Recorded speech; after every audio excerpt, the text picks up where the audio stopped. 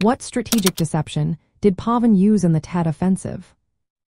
Have you ever wondered how the People's Army of Vietnam managed to catch their opponents off guard during the Tet Offensive?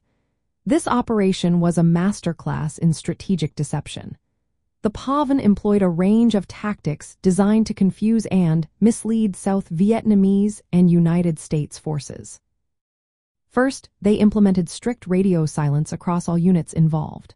This was crucial to avoid detection by enemy forces using electronic and aerial reconnaissance. While maintaining silence, deception teams sent out hundreds of fake radio messages. They also conducted misleading truck movements and road activities to create a false narrative about their troop movements. This made it difficult for the enemy to gauge the actual scale and timing of the impending attack. In addition to these tactics, the PAVN staged diversionary attacks in border regions and near the demilitarized zone months before the main offensive. These battles, while appearing costly and pointless, were designed to draw American and South Vietnamese forces away from key urban centers. For instance, attacks at locations like Loc Ninh and Dak to diverted attention and resources, allowing PAVN to focus on their primary objectives. Moreover, the PAVN withheld specific timing and unit objectives from many of their own forces until the last moment. This operational secrecy was vital in preventing leaks and ensuring that the element of surprise was maintained. The plan involved simultaneous attacks on provincial capitals, major cities such as Saigon, and critical military installations. This strategy aimed to overwhelm the South Vietnamese government and military command.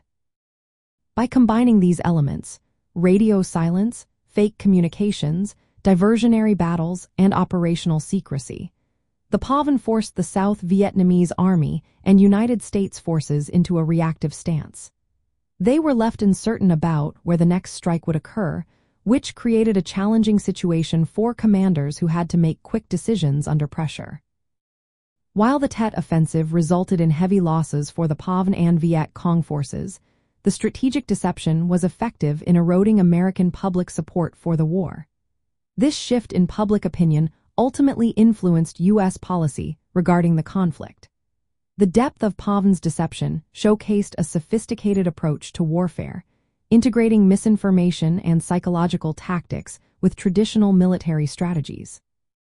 In essence, the PAVN's strategic deception during the Tet Offensive was a carefully orchestrated campaign of misinformation, diversion, and surprise attacks.